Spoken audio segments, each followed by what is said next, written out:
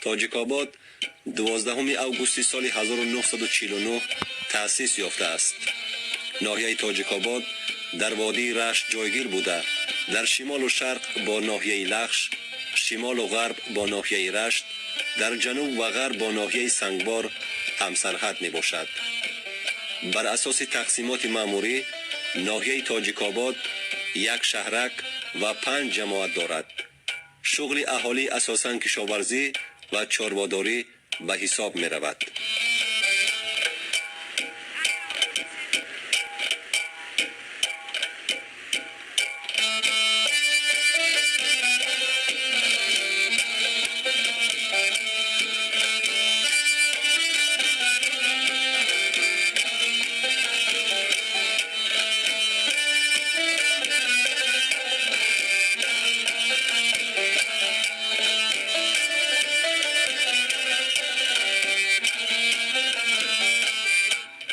تاجیک‌آباد با منظره های زیبا، مردم مهنت قرین و زحمتکش، علم دوست و با فرهنگش در زمان صاحب استقلالی سال تا سال زیبا و آبادتر می شود.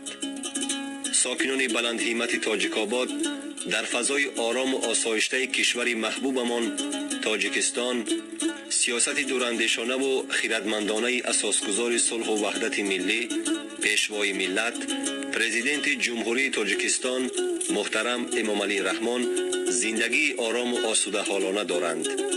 این است که رشد اقتصادی و اجتماعی ناحیه هر سال بهبود می‌یابد.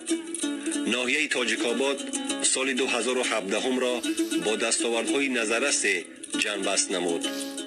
دستاوردهای سال 2017 به خلاصه می‌آورند که وابسته به امکانات موجوده اکثریت دستور و سفارش‌هایی که از پیام پرزیدنت جمهوری تاجیکستان، قرارهای حکومت جمهوری تاجیکستان برمی‌آیند تطبیق عملی خود را یافتند.